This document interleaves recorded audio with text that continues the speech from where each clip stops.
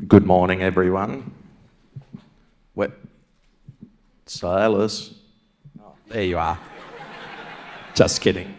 Thank you for the introduction. Commendations to Nova. She made a brave attempt. So I used to be an Wunggurr Ranger, and Silas is a Nyaliga Ranger, and we both work for Wilinggin, which in language is country, but yeah, Wilinggin Corporation.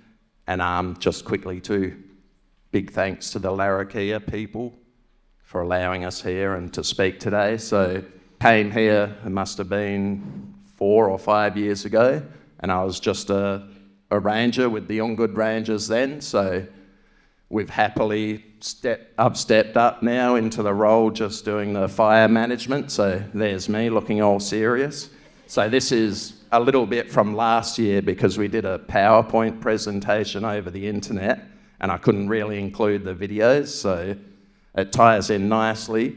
I got to admit, I'm extremely jealous of Craig because I would have loved to have been able to use a squirrel and a bucket and everything like that for the last few years, but we're almost getting to that point. So it's really good to see that parks have adopted that technique and are sort of getting into it. So this was a suppression mission from a couple of years ago, late 21. And just to give you the idea of, how we're doing, it ties in nicely with what Craig and all the other guys have been talking about, getting out there, stitching up gaps in the fire line. Oftentimes we operate at night just because it's cooler, but this last year we sort of tried to push it and say, how can we adapt that and just going on early morning missions or late afternoon?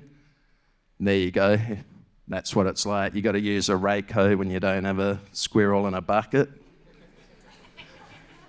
So, but yeah, taxpayer dollars at work. No, just kidding. So, but yeah, that's sort of been a part of the work that I'm really passionate about. It's a bit exciting too, and you sort of feel rewarded when you can actually overcome the fire, so to speak. And you don't always win too. That's probably a good thing to just freely admit. Despite all appearances, I'm not perfect. Either is Silas. So yeah, we lose a few, but you're always learning too. So there's our partners, AWC. I should shout out a few of our partners too. So Wilinggin itself has really come a long way since we were last here presenting in person. So we've actually now got 3 ranger teams. So Silas is with Nyaliga, so they're sort of more the East Kimberley. And then we've got the Wunggurr Rangers, they're still going. So each team's about, what have you got at the moment, 5 blokes?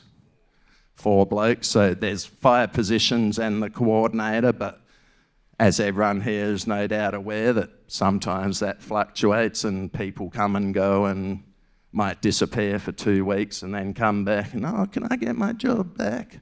So, and I'm guilty of that same thing too.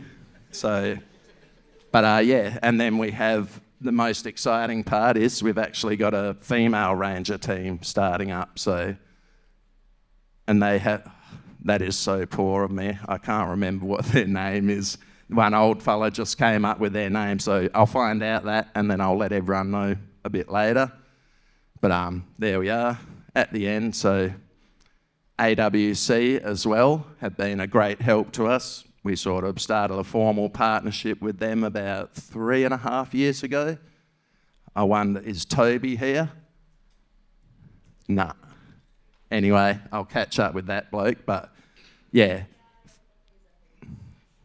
there, you owe me a beer, man. It'll be good to see you. Look, so my little passion project amongst all the firework is actually drones, and that's like a first prototype of a drone-mounted incendiary machine that the same manufacturer that makes the rain dance machines is producing. So there's me in my slender days down it. So that's another good thing. I'm not sure if everyone's aware, but the rain dance machines are actually manufactured in Perth, so there's another bonus. WA gets a few points. And I was going to time this, so Silas could have a bit of a yarn, because this is from their fire meeting from the other year. So do you want to have a little quick talk about? Yeah. Hello everyone, I'm Silas. I work with the Nyaliga Rangers, just out of Wyndham along the Gibb River Road. We've got a few neighbours here, so we got Gidgen over the side there behind us. We got the Wilinggin crew here, another neighbour. We got Allenbray, and so this year we're only a small group, and we're just learning all the training now. This year I learned the mapping, so we're moving on to doing the mapping. One of our other boys, Benji, he is doing all the, the navigating for the chopper this year.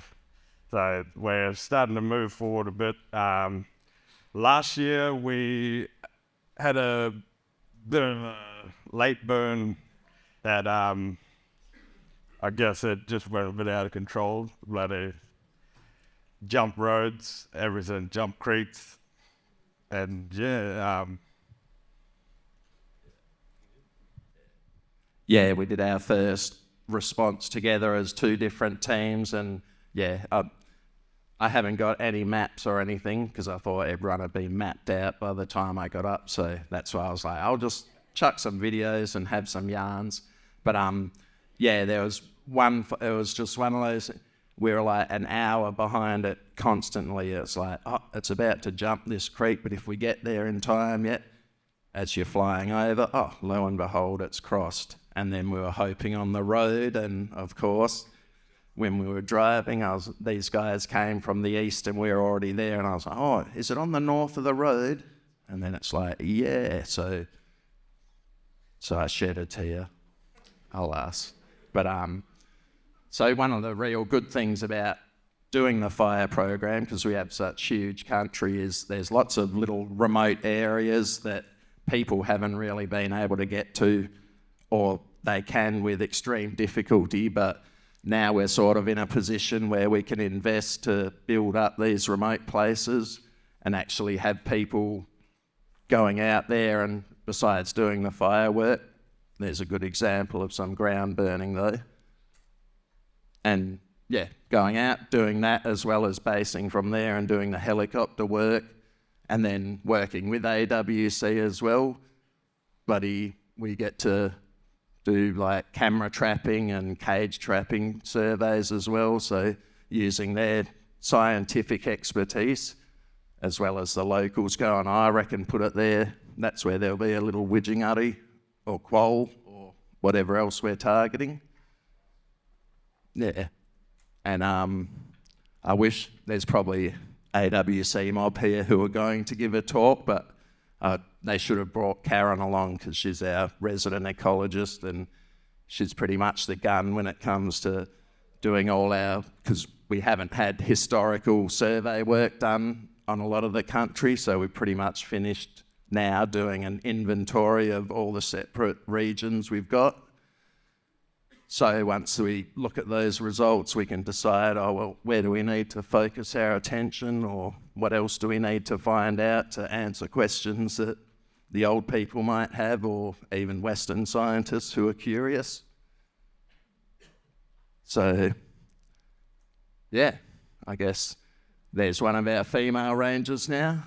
There's Kane. I was hoping to bring him along, but he was busy in town doing other stuff, so I said, don't worry, I'll put your picture up and show you having a feed. So there's one of the, the bonuses of the job. You get to go out there and see places like this. And yeah, could you believe they actually pay me to do it, so lucky me. But yeah, there's Kane after a day. So pretty much we've got, with the, what have you got, 2 guys basically trained up and all their hours logged with the IMO machine. So yeah, same with our guys. We've got 2 guys that have done their sort of over 10 hours logged in the helicopter, and that way sort of we only need to give them a refresher course the next year instead of everyone constantly going through the training and then getting fed up with it. So there we go, a random shot of how we transport our food. It wasn't very well packed, was it? So, and this was, here we go, this is from doing some burning simultaneously as we were doing animal surveys. So we were flying out of the Baxton remote camp doing the aerial burning while the female rangers and Karen were there doing cage trapping. So they did find the black-footed tree rat there, which apparently was very widely distributed, but is now sort of only found in a few locations. So, and happily, quite a few of them are on Wilinggin. So that was one little win as well. But there's a bit of wetland around Wunggurr. Yeah. This is from Charnley River too, so yeah, pay a visit there. And where I live, Gibb River Station, that's the Barnet Range, so I just thought I would show you that so you can get a bit of jealousy about it. But quick squiggles there, there's our flight lines. Everyone's seen that, familiar with that. This is me just using the data sheet to collect cameras. So this trip was good. There's a Neela, I think. This trip was good because it's the first one. All the female rangers and Karen put all the cameras out, and I only went back to help pick them up. So, and as I was doing that, I was walking through this random country just going, why the hell would you put a camera here? But that's where the critters are. So yeah, they had good results from that. Have I pushed it past 10 minutes? Excellent. Thank you, everyone.